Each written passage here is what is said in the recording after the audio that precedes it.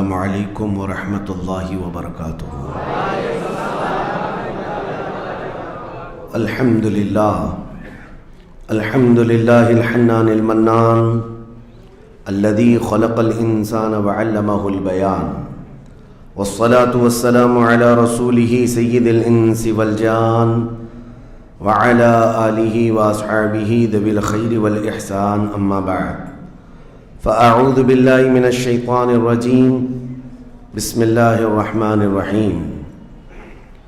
کل نفس ذائقۃ الموت وانما توفون اجورکم یوم القیامۃ فمن زحزح عن النار وادخل الجنة فقد فاز وما الحیاۃ الدنیا الا متاع الغرور۔ صدق اللہ مولانا العظیم۔ بارگاہ رسالت مآب صلی اللہ تعالی علیہ وسلم میں درود پاک کا ہدیہ پیش کریں۔ اللہم صلی علی سیدنا و مولانا محمد معدن الجود والکرم وآلہ واصحابہ الکرام وابنہ الکریم وبارک وسلم صلاة دائمة سرمدا ابدا۔ عزیزان گرامی وقار، ہماری زندگیاں اللہ تبارک و تعالیٰ کی طرف سے عطا کی ہوئی ایک بہت شارٹ پیریڈ میں، تھوڑے سے لمحات میں امتحان کے میدان میں چل رہی ہیں، اور اللہ نے قرآن میں فرمایا ہے خلق الموت والحیات لیبلوکم ایکم احسن عملا۔ اس نے موت اور زندگی اس لیے بنائی ہے تاکہ تمہیں پہچانے، تاکہ تمہیں آزمایا جائے کہ تم میں سے اچھے عمل والا کون ہے۔ ہم دارالعمل اور دارالامتحان میں ہیں۔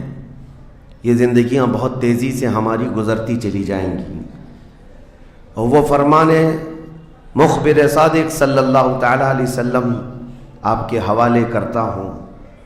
حضور پاک صلی اللہ علیہ وسلم نے فرمایا ایک دور آئے گا قیامت کے قریب جب بچے جوان نظر آئیں گے اور جوان بوڑھے نظر آئیں گے۔ یہ وہی دور ہے۔ چھوٹے سے چھوٹے بچوں کو دیکھیں، وہ جوانی کی باتیں کرتے ہیں۔ پچھلے دور میں جوانوں کو جو باتیں معلوم نہ ہوتی تھیں، وہ آج کے 5 سال 6 سال کے بچوں کو ساری چیزیں معلوم ہیں۔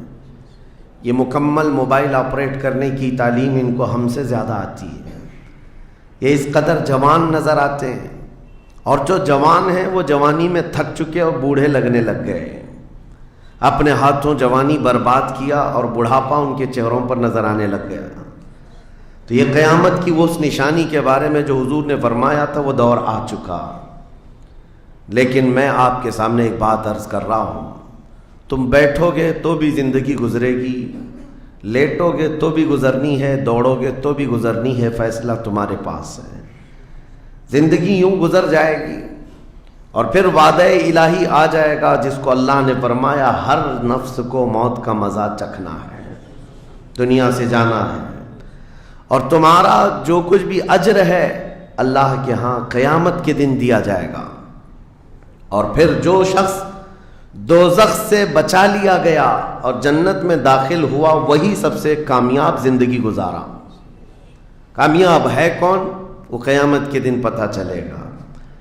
ہمارا دوزخ سے بچ جانا اور جنت میں داخل ہو جانا، یہی کامیابی ہے۔ اور اللہ تعالیٰ فرماتا ہے وَمَا الْحَيَاةُ الدُّنْيَا إِلَّا مَتَاعُ الْغُرُورِ۔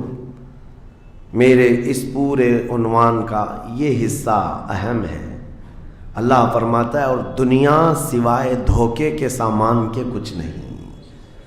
جس نے دنیا بنائی وہ خود فرما رہا ہو، جو اس کائنات کا خالق ہے وہ خود فرما رہا ہو، یہ دنیا دھوکے کے سامان کے علاوہ کچھ نہیں۔ یعنی یہاں پر انسان اکثر دھوکہ کھا جاتا ہے۔ دھوکے کا مطلب یہ نہیں ہے کسی دوست سے دھوکہ کھا رہا ہے، بلکہ وہ پوری اپنی زندگی میں دھوکہ کھایا ہوا ہے۔ جس چیز کو اسے حاصل کرنا تھا، دنیا نے اس کا منہ موڑ کر کسی اور چیز میں لگا دیا ہے۔ یہ دھوکہ نہیں ہے تو اور کیا ہے؟ میں آپ کو ایک بات بتا دوں، آپ گھر سے نکلے تھے، سامان سب باندھ کر کے دلی جا رہے تھے، اسٹیشن پر کسی نے پکڑ لیا اور کہا آؤ چلو میں تمہیں ٹرین میں بٹھا دیتا ہوں، اور اس نے تمہیں دلی کی ٹرین کی بجائے تمہیں مدراس کی چنئی کی ٹرین میں بٹھا دیا۔ بیٹھ گئے تم. مجھے یہ بتاؤ یہ دھوکہ ہوا کہ نہیں ہوا تمہارے ساتھ؟ بہت بڑا دھوکہ ہوا کہ منزل تمہاری کہیں اور تھی، تم کہیں اور چل پڑے. دیکھنے کو ٹرین سیم دکھ رہی تھی، تم نے اس کی بات کا یقین کیا اور بیٹھ گئے، اور جب پہنچے تو پتا چلا نہیں میں تو دلی پہنچا ہی نہیں، میں چنئی آ گیا. زندگیاں اسی طرح سے گزر رہی ہیں. تم جس راستے پر چل رہے تھے اصل تمہاری منزل مدینہ طیبہ ہے، تمہارا سفر حضور پاک کے قدموں تک پہنچنا ہے، لیکن ایرا غیرہ آتا ہے اور تمہیں کسی دوسرے ٹریک پر ڈالتا ہے اور تم چل پڑتے ہو اس کی بات پر. اسی لیے قرآن نے کہا یہ دھوکے کے علاوہ کچھ نہیں ملتا یہاں پر. دنیا اور دنیا داروں پر تم کبھی بھروسہ نہ کرنا، تم اپنی منزل پر ہمیشہ توجہ رکھنا. تمہاری منزل یہ نہیں ہے. اسی لیے شاعر نے کہا تھا غلط روی سے منازل کا بعد بڑھتا ہے، مسافروں روش کارواں بدل ڈالو. تم ٹیڑھے میڑے چلتے رہو گے تو منزل لمبی ہو جائے گی، فاصلہ دور ہو جائے گا. اس لیے چلنے کا طریقہ بدل ڈالو، تمہارا سفر آسان بھی ہو جائے گا اور منزل جلدی پہنچ جاؤ گے.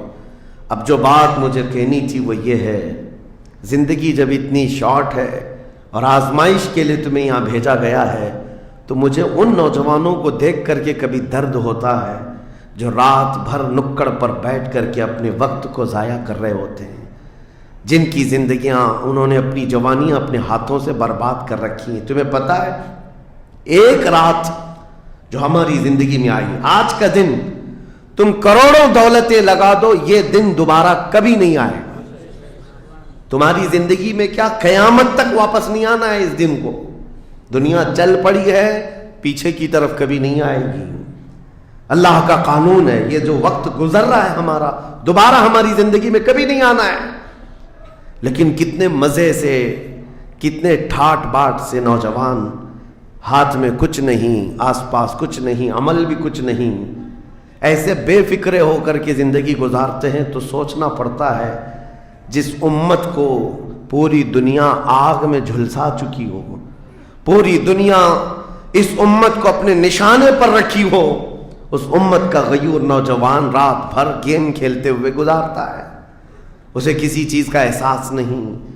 مجھے بتاؤ کیا ہماری کیفیتیں ایسی نہیں ہو گئی ہیں جیسے برائلر چکن ہوتے ہیں، فارم مرغیاں ہوتی ہیں، ان مرغیوں میں سے قصاب کسی کو بھی پکڑتا ہے کاٹتا ہے، دوسری مرغیاں تو چرنے میں مصروف رہتی ہیں، کوئی آواز نہیں ان کی. ایک مرغی کٹی، دوسری مرغی کٹی، وہ کٹتی چلی جاتی ہیں، باقی مرغیوں کو کسی چیز کا احساس نہیں. کیا یہ زندگی گزارنے کے ایسی طریقے نہیں ہو گئے آج؟ ہمیں روز اٹھنے کے بعد ایک نیوز پہنچائی جاتی ہے کہ تمہیں کاٹا گیا، تمہیں مارا گیا. نہ جانے ہم کتنی مسجدوں کے مینار گرتے ہوئے دیکھ رہے ہیں، کتنے اولیاء کاملین کے مزارات کو جلا کر خاک کرتے ہوئے دکھائے جا رہے ہیں. اور ہمارے امت کے ساتھ ہی نہیں، بانی اسلام کی عزت کے ساتھ مذاق، یہ روزانہ نہیں چل رہا ہے. یہ تمام حالات کے بعد اب مجھے فکر اس بات کی ہوتی ہے، میاں جب ہمارے گھر میں جنازہ رکھا ہوتا ہے تو ہم کھانا تک نہیں بناتے چولہے پر گھر کے اندر، اور جب امت پر ایسے حالات گزر رہے ہوں تو کیا اس نوجوان کو یہ زیب دیتا ہے کہ وہ عیاشی میں رات گزارے؟ کیا اسے یہ زیب دیتا ہے کہ وہ نکڑ پر بیٹھ کر پوری رات کو تباہی کے اڈے پر گزارے؟ تمہارے ہاتھ میں تاش کے پتے، تمہارے ہاتھ میں شراب کی بوتلیں کیسے آ گئیں؟ یہ امت وہ ہے، تمہیں میں بتاؤں، جنگ تبوک ایک جنگ ایسی ہے حضور پاک صلی اللہ تعالیٰ علیہ وسلم کی زندگی پاک میں 900 کلومیٹر کا فاصلہ ہے مدینہ طیبہ سے. ہوا یہ تھا کہ ایک صحابی رسول حضور صلی اللہ تعالیٰ علیہ وسلم کے قاصد بن کر جا رہے تھے، اور بیچ راستے میں ایک عیسائی بادشاہ کے گنڈوں نے اس صحابی رسول کو گرفتار کیا اور ان کو ٹکڑے ٹکڑے کر قتل کر دیا. موب لنچنگ اس زمانے میں بھی ہو رہی ہوتی. یہ خبر جیسے ہی مدینہ طیبہ پہنچی، وہ لوگ ایسے نہیں تھے کہ انا للہ پڑھ کر خاموش ہو جاتے. صحابہ کرام کا جم غفیر مدینے میں جمع ہوا. عرض کیا یا رسول اللہ صلی اللہ علیہ وسلم آپ کا حکم کیا ہے؟ نبی کریم صلی اللہ تعالیٰ علیہ وسلم نے صحابہ کرام کو بھیجا. اس میں سپہ سالار کی تعداد کئی صحابہ کی تھی اور جب یہ لشکر جرار مدینہ طیبہ سے نکلا 900 کلومیٹر دور چل کر کے گئے، اور وہاں جا کر کے جن لوگوں نے حضور کے ایک غلام پر ہاتھ اٹھایا تھا ان کے بخیے کھڑا کر دیے اور ان کو الٹ پلٹ کر کے آئے اور لوگوں کو یہ میسج دیا تھا کبھی حضور کے غلاموں کی طرف چھیڑخانی نہ کرنا ورنہ پورا مدینہ باہر آ جائے گا۔ یہ یونٹی، یہ اتحاد، ان کے اندر یہ احساس میرے آقا صلی اللہ تعالیٰ علیہ وسلم نے پیدا کر رکھا تھا کہ کل مؤمن جسد واحد۔ حضور صلی اللہ تعالیٰ علیہ وسلم نے فرمایا کہ پورا جتنے مومن ہیں وہ سب ایک جسم کی طرح ہیں، ایک جسم کی طرح ہیں۔ اذا اشتکى عضو تداعى له سائر الجسد بالسحر والحمى، جیسے ایک پارٹ کو اگر درد ہوتا ہے تو پورے جسم میں بخار آتا ہے۔ مومنوں کی کیفیت یہ ہونی چاہیے، لیکن احساس دھیرے دھیرے ختم ہوتا چلا گیا۔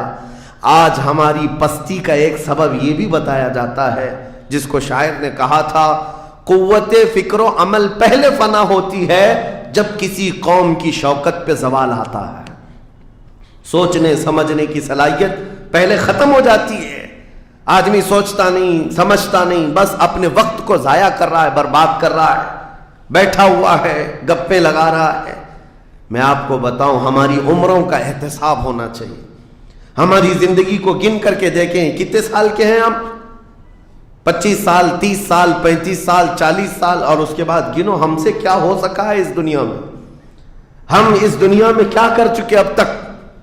ہم سے کچھ نہیں ہوا۔ اگر تاریخ میں آپ کو بتاؤں میرے عزیزو، آپ کو پتہ ہے اس ہندوستان کی سرزمین پر سب سے پہلے لشکر اسلام کی سپہ سالاری کرتے ہوئے آنے والا ایک نوجوان محمد بن قاسم 10,000 کا لشکر لے کر عرب سے آیا تھا اور پرچم اسلام لہرایا تھا۔ تاریخ میں آج بھی رقم ہے، اپنے پنڈتوں نے بھی اس تاریخ کو لکھا ہے، ہاں پنڈتوں نے بھی لکھا ہے۔ اور یہ محمد بن قاسم 10,000 کی سپہ سالاری کے ساتھ ہندوستان میں آ کر اسلام پھیلایا۔ عمر کیا تھی؟ صرف 19 سال کی عمر تھی۔ 19 سال کی عمر میں یہ عظیم کارنامہ انجام دینے والا، انہوں نے اپنی عمر کا صحیح استعمال کیا، اپنی ایج کو برباد نہیں کیا، ضائع نہیں کیا۔ طارق بن زیاد، جس کا یورپ بھی قائل ہے، جبل الطارق آج بھی ایک مقام ہے یورپ میں جس کو جبرالٹر کہا جاتا ہے، یہ حضرت طارق بن زیاد کے نام سے ہے۔ یہ پہلا سپہ سالار ہے جس نے پوری دنیا کے سامنے وہ عزم پیش کیا تھا۔ یورپ کی سرزمین پر جب کشتیاں لے کر پہنچے تھے یہ مومنین کی تعداد، وہ طارق بن زیاد ہی ہے جس نے پوری کشتیوں کو آگ لگا دیا تھا، کہا تھا کہ ہم پیچھے مڑ کر جانے والوں میں سے نہیں ہیں۔ جتنے ساتھ آئے تھے سمندر پار کر کے، کشتیوں کا سفر تھا، کشتیاں لکڑی کی بنی ہوئی، آگ لگا دیا اور کہا اب اس عزم کے ساتھ اترو، یا تو ہماری قبر بنے گی یا تو ہمارا جھنڈا لہرائے گا۔ میرے عزیزو، عمر 22 سال کی تھی طارق بن زیاد، اور ایک دو نہیں، میں تمہارے سامنے مثالیں رکھوں۔ ہندوستان کی سرزمین پر ایک ولی کامل کی آپ کو میں تاریخ اگر بتاؤں، جو سرکار سیدنا غریب نواز رضی اللہ تعالیٰ عنہ سے بھی 200 سال پہلے اس ہندوستان کی سرزمین پر تشریف لائے اور اسلام کی خاطر لڑتے لڑتے شہید بھی ہو گئے، اور جن کا لقب سلطان الاولیاء ہے، سیدنا سالار مسعود غازی رحمۃ اللہ علیہ، ان کے متعلق یہ فرمایا گیا وہ سلطان الاولیاء ہے، ہندوستان کے اولیاء اکرام کے بادشاہ کی حیثیت ہے۔ سرکار غریب نواز سے بھی پہلے آئے، لیکن ان کی عمر ان کی شہادت کے وقت 19 سال کی تھی۔ صرف 19 سال کی عمر میں وہ مقام عظیم پا لیا۔ ہماری تو زندگی کی عمریں پتہ نہیں کتنی چلی گئیں، اور ہم میں سے کوئی کارنامہ نہ ہو سکا، کارنامہ نہ صحیح زندگی گزارنے کا سلیقہ بھی نہیں آ سکا۔ کارنامے نہ ہوں تو الگ بات ہے، لیکن مسلمان تو بن جاتا کوئی۔ عزیزان گرامی وقار، میں آپ کو ایک بات بتا دوں، جو زندگی ملی ہے کچھ ایسا کر جاؤ کہ تمہاری تاریخ رقم ہو جائے، ورنہ قبرستان جا کر کے دیکھنا، وہاں تو لکھے ہوئے کتبے بھی مٹ گئے، قبروں میں کون سویا ہے ان کو بھی لوگ فراموش کر چکے، بھول گئے، سب بھول گئے، لیکن کچھ ہستیاں ہیں جو ہمیشہ آباد رہتی ہیں۔ یہ وہ لوگ ہیں جنہوں نے اس روئے زمین پر اپنی ذات کے لیے نہیں، اللہ کی رضا کے لیے جیا کرتے تھے، اللہ کی رضا کے لیے جیا کرتے۔ آج میں یہ بات کہنا چاہتا ہوں نوجوانوں سے، تمہیں پتہ ہے ممبئی کی سرزمین پر لاکھوں نوجوانوں کی تعداد ہے، میں جانتا ہوں، لیکن ان میں سے کوئی انقلابی نوجوان ہو، کوئی دین کی طرف بڑھنے والا، حساس دل رکھنے والا کیوں نہیں؟ خاص طور پر آپ کے ان علاقوں میں تو نشہ اتنا عام کر دیا گیا ہے، ہم دور دراز علاقوں سے سنتے ہیں کہ مسلمانوں کی میجورٹی والے علاقے، یہاں نشہ بکتا بھی ہے، کرتے بھی ہیں، رات بھر اسی میں پڑے رہتے ہیں۔ کس نے اس دنیا میں تمہیں ملوث کیا ہے؟ یہ وہ قوم ہے جو قیصر و کسریٰ کو گھٹنے پر لے آئی تھی، یہ وہ قوم ہے جس نے دریائے دجلہ میں گھوڑے دوڑا دیے تھے، یہ وہ قوم ہے جس نے افریقہ کی جنگلوں میں بھی اذانیں دی تھی، یہ وہ قوم ہے جس نے یورپ کے کلیساؤں میں کلمہ توحید کو بلند کیا تھا۔ لیکن آج اسی قوم کی حال یہ ہے کہ دنیا ہر گھڑی ہمارے اعمال کو نشانہ بنا کر کے ہمیں ڈیگریڈ کرتی جا رہی ہے۔ سمجھ جاؤ میرے عزیزو، کب تک اس زندگی کا اس طرح سے چلے گا؟ کیونکہ میرے آقا صلی اللہ تعالیٰ علیہ وسلم کو آج آپ کے سامنے میں یہ بات رکھتا ہوں، حضور اکرم صلی اللہ تعالیٰ علیہ وسلم کو آپ کیا سمجھتے ہیں؟ اپنی قبر انور میں وہ زندہ ہیں؟ ہم تو سنی ہیں۔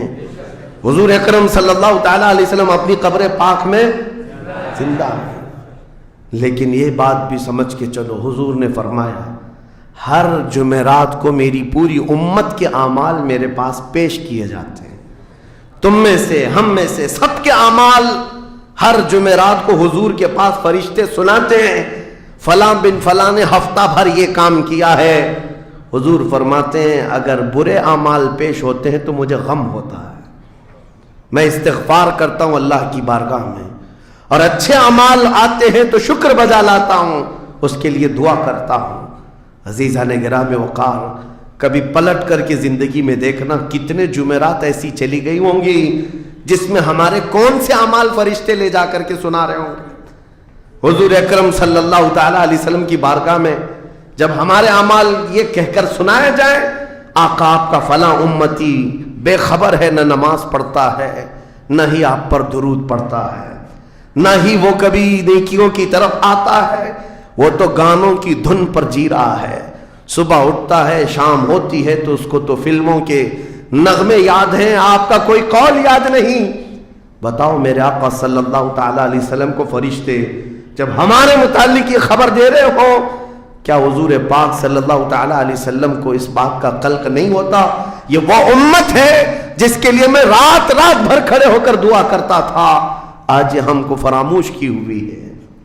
زندگی گزارنے کا مقصد سمجھ جاؤ میرے عزیزوں، اسی لیے میں آپ کو کہتا ہوں کہ زندگی یہ نہیں ہے، حضور تاج الشریعہ رحمۃ اللہ علیہ نے فرمایا زندگی یہ نہیں ہے کسی کی کسی کے لیے، زندگی ہے نبی کی نبی کے لیے، نہ سمجھ مرتے ہیں زندگی کے لیے، جینا مرنا ہے سب کچھ نبی کے لیے۔ جو لوگ یہ سمجھ جائیں اس نقطے کو، انہوں نے زندگی کی مرادوں کو پا لیا ہے، وہ حصولیاب ہو چکے ہیں۔ لیکن جو اب تک بھٹکے ہوئے ہیں ان کو میں دعوت فکر دوں گا، ایک بار سوچ لو، ایک بار سوچ لو، ویسے ہی دنیا ختم ہونے والی ہے اور تمہاری موت آنے والی ہے، ایک بار سوچ لو، ایک بار سوچ لو کہ ہمارے ساتھ آخرت میں ہونا کیا ہے، قبر میں ہمارے ساتھ بیٹھنے والا کون ہے، ہمارے ساتھ تنہائی کا نگہبان کون ہے، اور محشر کے اس بھرے میدان میں ہمارا ہاتھ پکڑنے والا کون ہے۔ جب بار بار یہ سوچو گے تو اس فکر کو پہنچو گے کہ وہ صرف اور صرف ایک ہی ذات ہے، کون دیتا ہے دینے کو منہ چاہیے، دینے والا ہے سچا۔ حضور پاک صلی اللہ تعالیٰ علیہ وسلم کی طرف لو لگا دو۔ اس کو جن لوگوں نے اپنی زندگی میں پہچان لیا وہ امام اہل سنت بن گئے، مجدد وقت بن گئے۔ اعلیٰ حضرت امام اہل سنت فاضل بریلوی رحمۃ اللہ تعالیٰ علیہ کے متعلق ایک بات میں آپ سے کہوں، وہ بڑے عالم تھے، بڑے فقیہ تھے، بڑے محدث تھے، اور بہت سارے علوم پر انہیں مہارت تامہ حاصل تھی، سب اپنی جگہ پر، لیکن یہ سارے علوم نے مل کر اعلیٰ حضرت کو اعلیٰ حضرت نہیں بنایا. ان کو اعلیٰ حضرت بنانے والی چیز حقیقت میں عشق رسول ہے.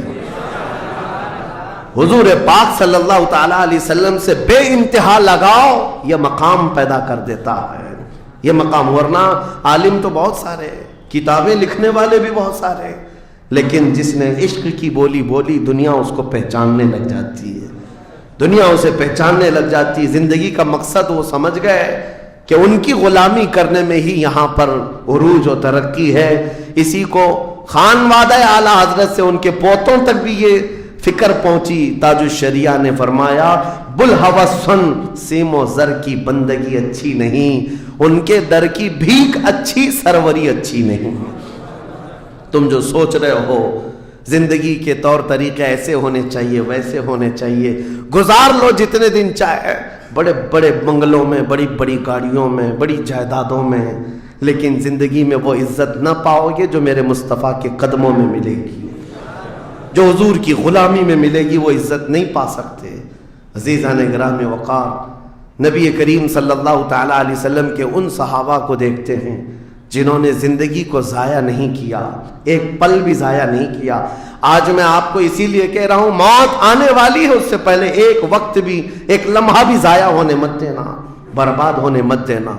جو وقت ہے، میں مصر میں دیکھتا تھا بسوں میں بھی، اور کبھی کبھار ٹکٹ کاؤنٹر پہ جو لائن لگی رہتی تھی ایک اسٹیکر لگایا گیا تھا، اکثر جگہوں پر یہ اسٹیکر پڑھنے کو ملتا تھا، اجعلوا الانتظار فی الاستغفار.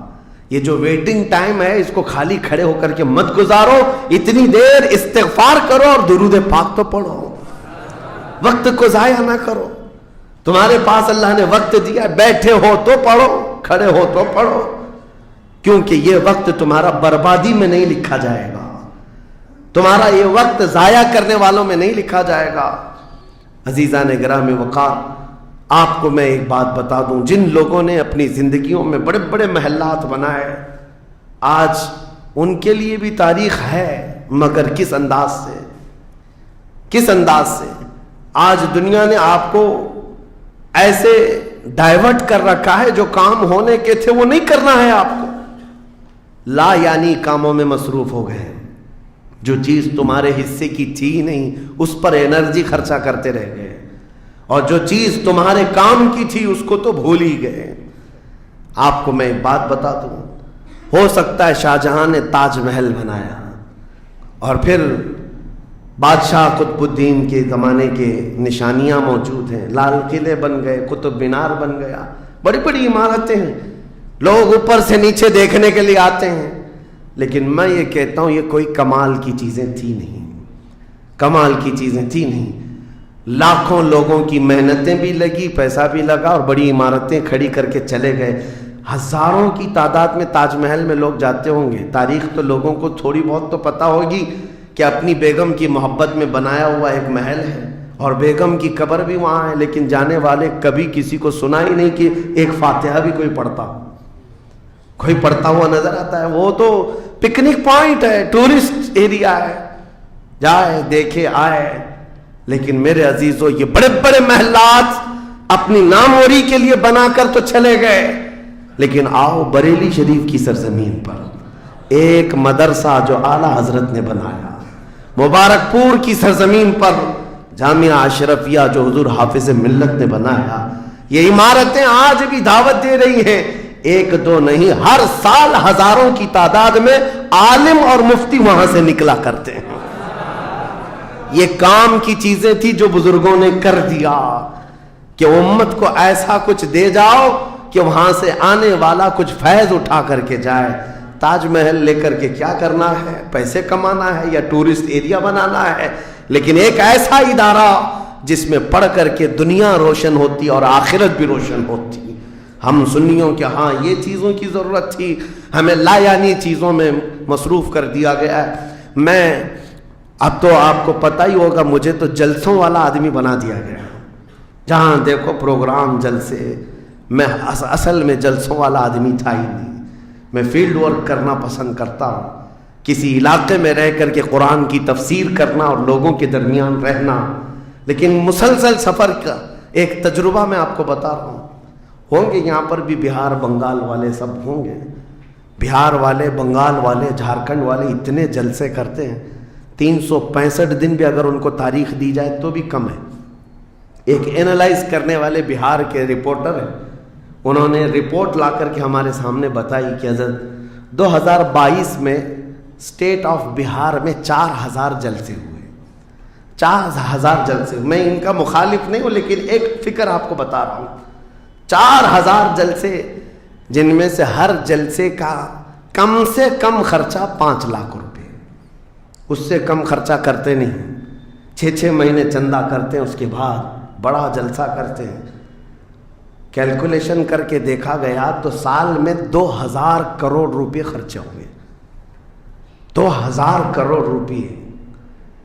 میرے عزیزوں، ٹھیک ہے یہ سب اپنی جگہ پر، لیکن پورے اسٹیٹ پر گھوم کر کے دیکھیں تو مسلمانوں کے نام کی ایک یونیورسٹی بھی نہیں ہے، کوئی ایک بڑا ادارہ نہیں قائم کر سکے۔ 2000 کروڑ کی بھاری رقم سال بھر خرچ کرنے والا غریب اسٹیٹ جس کو لوگ سمجھتے ہیں۔ میرے عزیزوں، میں یہ بات اس لیے عرض کر رہا ہوں، جن چیزوں میں تمہارا ذہن الجھ گیا یہ وہ تمہارے کام کی نہیں تھی۔ اعلیٰ حضرت نے بہت پہلے فرمایا تھا، یہ دنیا کا حال یہ ہے، شہد دکھائے زہر پلائے۔ یہاں پر چکا چوند دکھنے والی چیزیں وہ تمہارے حق کی نہیں ہے۔ اور ممبئی والے کیا کرتے ہیں؟ وہ تو بہار والے جلسوں میں ہیں، ممبئی والے کھچڑا کمپٹیشن کرتے ہیں۔ ہاں، اس محلے میں 51 دیگ بنی ہے تو ہمارے ہاں 60 دیگ بنے گی، 70 دیگ بنے گی، اور کھاتا کون ہے؟ جو پہلے سے کھائے ہوئے لوگ ہیں، دن بھر 5 ٹائم کھانے والے لوگ ہی کھچڑا کھا رہے ہیں۔ ثواب تو ان کے لیے تھا اس غریب کو کھلانے پر جس کے گھر میں ایک روٹی ہے تو دوسری روٹی نہیں ہے، کھلانا بالکل ثواب ہے۔ حدیثوں میں ملتا ہے کھلانے سے بڑھ کر کے ثواب نہیں ہے، پہنانے سے بڑھ کر سرکار غوث پاک کا یہ فرمان بھی ہے، میں نے ساری نیکیوں کو الٹ پلٹ کر کے دیکھ لیا، رحمان کو 2 نیکیاں سب سے زیادہ پسند ہیں، ایک بھوکوں کو کھلانا، ننگوں کو پہنانا، یہ 2 چیزیں۔ لیکن یہاں پر کن لوگوں کو کھلایا جا رہا ہے؟ ہم ہی لوگ تو کھاتے ہیں۔ ہمارے گھر میں بھی کھانا بن رہا تھا، ایک دن سڑک پہ بنا لیا، انٹرٹینمنٹ کر رہے ہیں۔ اور اس پر آپ یہ نہ سمجھیں کہ میں ان تمام چیزوں کا مخالف ہوں، کرو جتنی حیثیت ہے اتنی کرو، لیکن یہ نہیں ہے کہ ہمارا سارا کا سارا دار و مدار اسی پر ہے، سنیت اسی کا نام نہیں ہونا۔ تو یہ چاہیے تھا کہ ہمارے پاس ایسا مضبوط قلعہ ہوتا جو ہر زمانے میں میرے مصطفیٰ کی عزت پر پہرا دینے والے سپاہی وہاں پر تیار ہو رہے ہوتے، ہمارے پاس نہیں ہے ان تمام چیزوں کی۔ اس لیے مجھے درد ہوتا ہے اس بات کا کہ ہم نے جن چیزوں کے لیے اللہ تعالیٰ سے امانت لی تھی، ہمیں اللہ تعالیٰ نے نوازا تھا، وہ ہماری رقم بھی غلط جگہ جاتی ہے، ہماری زندگی کا وقت بھی غلط جگہ جا رہا ہے۔ عزیزان گرامی وقار، ان سب چیزوں کا سوال ہوگا قیامت کے دن ہم سے، ہر چیز کا سوال ہوگا۔ اگر ہم نے وقت کو ضائع کیا ہے اور اپنا مال بھی غلط جگہ استعمال کیا ہے، ہر جگہ ہماری پکڑ ہوگی، ہماری پکڑ ہوگی۔ ایک ہفتہ قبل میں نے سنا، ہمارے چاہنے والے ہیں عزیز، انہوں نے کہا ایک درگاہ پہ گئے تھے، سنا ہے ایک بہت بڑے سیٹ ہیں، وہ 2.25 کروڑ کا صرف دروازہ بنا رہے ہیں اللہ کے ولیوں کے آستانوں پر۔ میرے عزیزوں، یہ اللہ کے وہ ولی ہیں، نہ تمہارے دروازے کے محتاج ہیں، نہ تمہاری چادر کے محتاج۔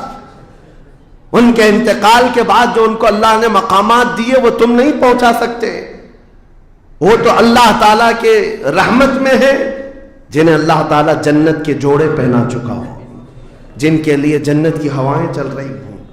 ان اولیاء کے مشن کو زندہ کرنا حقیقت میں ایصال ثواب ہے۔ ان کے لیے سب سے بڑی نظر و نیاز یہی ہے۔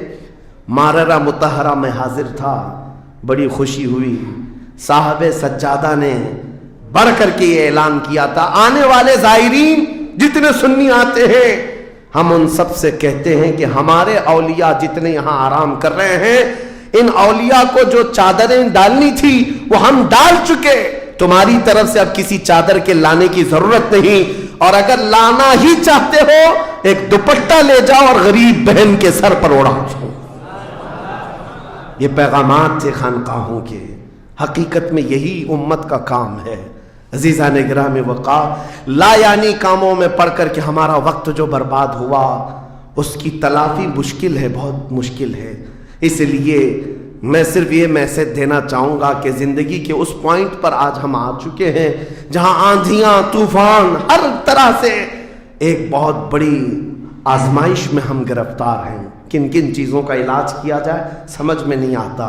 कभी कभार मैं बैठकर सोचता हूँ, घर में अगर गैस का पाइप भी लीक हो गया, आग भी लगी है, पानी का पूरा फव्वारा भी आ रहा हो, कचरा भी गिरा हो, तो आदमी सोचने लग जाता है किस चीज को रोकूं, पानी को रोकूं, गैस को रोकूं, आग को रोकूं, कचरा उठाऊं, क्या करूं समझ में नहीं आता। ये हालात आज हमारे साथ ऐसी हो गए, हम किन किन चीजों का मुकाबला करें समझ में नहीं आता। और फिर उस पर मजीद जब हम अपनी कौम की तरफ देखते हैं, ये तो गेम चलाते हुए मजे से बैठे हुए हैं, ऐसा लगता है इन्हें किसी चीज की फिक्र ही नहीं। शायर ने कहा था, जगह जगह के थक चुके हैं तुम्हें ये हंगामे, नशाते लज्जते ख्वाबे गिराम बदल डालो, उठो वो गरना हश्र ना होगा फिर कभी, दौड़ो के जमाना चाल अपनी चल गया। मेरे अजीजों, बस वक्त का एहसास तुम्हारे अंदर आ जाए, ज़ाया न करो। मेरे आका सल्लल्लाहु तआला अलैहि वसल्लम की एक बात मैं तुम्हें बता देता हूँ। आप ये सोचते हैं बहुत सारे नौजवान खाली फालतू इसीलिए बैठे हुए, मेरे स्टेटस के मुताबिक काम नहीं मिलता, मेरे स्टैंडर्ड के मुताबिक मुझे काम नहीं मिलता, बर्बाद किए जा रहे हैं अपनी ज़िंदगी और लोगों पर बोझ बने हुए हैं। मैं उनके बारे में बताता हूँ। सैयदुल अंबिया रसूल मुख्तार सल्लल्लाहु तआला अलैहि वसल्लम, अगर वो चाहें तो रोजाना उनके घर जन्नत का दस्तरखान उतरे, अगर वो चाहें तो सोने और चांदी के महल्लात में जिंदगी गुजारें। लेकिन जानते हो, नबी करीम सल्लल्लाहु अलैहि वसल्लम एक दिन सैयदा फातिमा ज़हरा के घर आए, देखा हसनैन करीमैन ताक में दुबके हुए बैठे, पेट पीठ से लगा हुआ है, आंखें अंदर है, हजरत फातिमा भी बैठी हुई, आवाज किसी की नहीं। हुजूर रहमत आलम सल्लल्लाहु अलैहि वसल्लम ने पूछा, फातिमा क्या हाल है, घर में खामोशी क्यों है? सैयदा कायनात ने कहा, अब्बा जान पिछले 4 दिन से हमारे घर में कोई खाना नहीं। हुजूर पाक सल्लल्लाहु तआला अलैहि वसल्लम ने ये नहीं फरमाया कि अभी बुलाता हूं जिब्राइल को, अभी दस्तरखान लाओ, अभी मेरे घर के खाने के इंतजामात करो। चाहते तो हुजूर ऑर्डर दे देते, सारी नियामतें आ जाती, लेकिन हुजूर ने क्या फरमाया सुनो। फातिमा ज़हरा सलामुल्लाहि अलैहा से कहते, फातिमा इंतजार करो, तुम्हारा बाबा जाएगा, यानी खुद अपने बारे में कहते, मैं जाता हूं, देखता हूं कोई मजदूरी मिल जाए, मैं काम करके अपने बच्चों को खाना लेकर के आऊंगा, काम करके खाना लाऊंगा, मांग करके नहीं। हुजूर रहमत आलम सल्लल्लाहु तआला अलैहि वसल्लम जो सैयदुल अंबिया हैं, जिनके कदमों का बोसा जिब्राइल अमीन लेते हो, वो चल करके मदीने के बाहर आए। गर्मी की तपिश अलग है, धूप है, बाहर आए, एक बगीचा था जिसमें माली काम कर रहा था, बागबान। हुजूर रहमत आलम सल्लल्लाहु अलैहि वसल्लम उसके पास जाकर पूछते हैं, तेरे बगीचे में कोई काम करने के लिए है, काम मिल सकता है? उसने कहा, हाँ काम मिल सकता है, आओ मेरे बगीचे में कुआं है, डोल डालो, पानी उठाओ, एक दरख्त को पानी डाल देना, बदले में 2 खजूरें दूंगा, उजरत सिर्फ 2 खजूरें। रसूल रहमत सल्लल्लाहु तआला अलैहि वसल्लम फरमाते, मुझे मंजूर है। गए और जाकर अपने हाथ से रस्सी लेकर डोल कुएं में डाला, पानी खींचते थे, जब डोल भर कर आता अपने कंधे पर उठाते और दरख्त पर ले जाकर पानी डाल कर आते।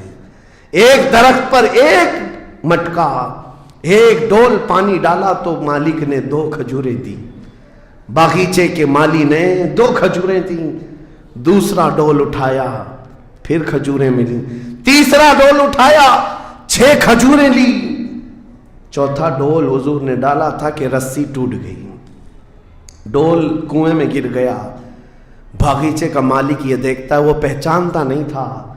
गुस्से में आते ही सीधे हुजूर पर हाथ उठा दिया, कहा कि तुम्हें काम नहीं आता, मेरी रस्सी तोड़ दिया। रसूल करीम सल्लल्लाहु ताला अलैहि वसल्लम ने पलट कर कुछ नहीं कहा। वो रहमत आलम सल्लल्लाहु ताला अलैहि वसल्लम थे। वो 6 खजूरें लेकर के वापस मदीने आए। कहा फातिमा कहाँ है बच्चे, कहाँ है? यही 6 खजूरें हुजूर ने लाकर अपने मुंह से चबाकर उन बच्चों के मुंह में डाला और कहा आज तक रुए जमीन पर कोई नबी ऐसा नहीं आया, 1,24,000 कमोबेश नबियों में हर नबी ने अपने हाथों की कमाई खाई है, अपने अमल की कमाई खाई है।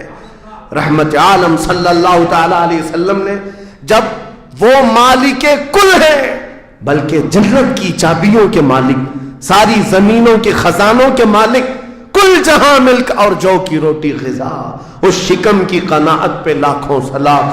वो लंबे लंबे हाथों से भीख देने वाले आका, सब कुछ होने के बावजूद अगर किसी एक बागीचे में डोल उठाकर पानी भरते हो तो इसीलिए नहीं कि उनके यहां कोई मजबूरी थी, बल्कि उम्मत को यह दर्स देना था, ऐ उम्मत के गयूर नौजवानों, तुम कभी खाली न बैठना, मुझे देखना और अमल करते रहना, और अल्लाह ताला तुम्हें दरवाजे रिस्क के जरूर खोले। खाली बैठे हुए वक्त बर्बाद करने वाले लोगों को मैं अक्सर ये बात सुनाता हूँ, ऐ मेरे अजीजों, मुसलमान मोहल्लों में जहां से भी गुजरो हाल यही है, हाल यही है। रात को 4 बजे तक इनके यहाँ रोशनियां, किस बात के लिए मियाँ, क्या फिक्र हो रही है, किस बात की यहाँ मीटिंग चल रही है, चर्चे किस बात के, उम्मत की तबाही के चर्चे किस बात के, गप्पे लग रही होती हैं, कुछ नहीं। उन दूसरी कौमों को देखो जो फजर से पहले उठकर कामों पर भाग जाती हैं, सूरज डूबने से पहले वो घरों पर आ जाते हैं। आज तुम्हारे अखलाक और किरदार किसी और ने ले ली, एडॉप्ट कर लिए, और तुमको लोगों को ऐसा छोड़ दिया गया बेकायद के, बेक़ियादत के।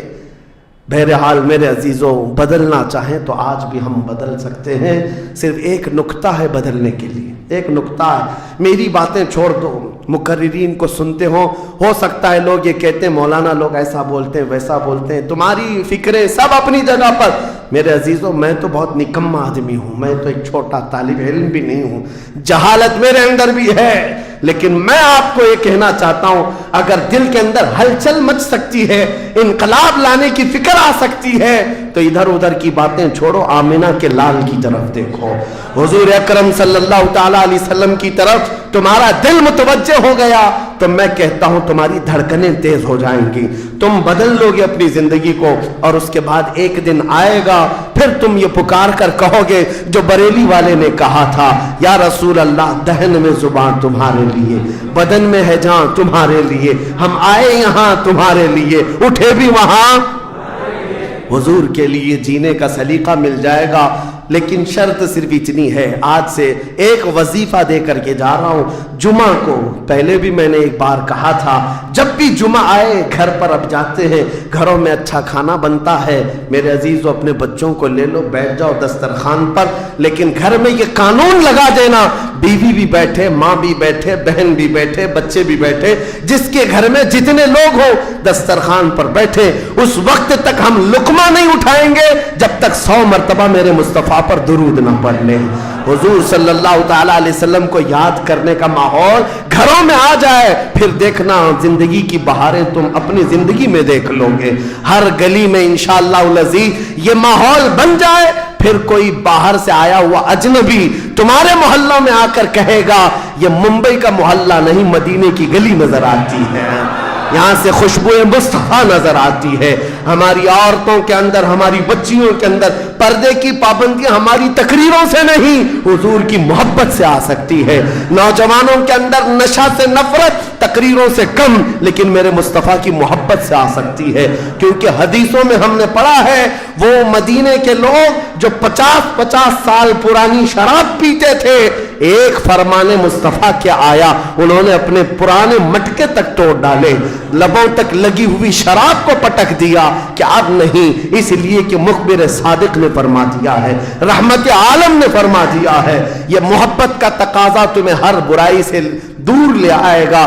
اسی کو اقبال نے کہا تھا کہ محمد سے وفا تمہیں تو ہم تیرے ہیں، یہ جہاں چیز ہے کیا لوح و قلم تیرے، ہر چیز کا علاج اس میں مضمر ہے، ہر چیز کا علاج اس میں پوشیدہ ہے۔ سچ کہا کرتے تھے بچپن میں جو شاعر ہم سنتے آتے تھے، ہر درد کی دوا ہے صلی علی محمد، تعویذ ہر بلا ہے صلی علی محمد۔ حضور کا نام پاک ہر درد کے لیے دوا بھی ہے، شفا بھی ہے، اور بیماریوں سے چھٹکارے کے لیے کنسنٹریشن، ایک جگہ توجہ مرکوز کر لو۔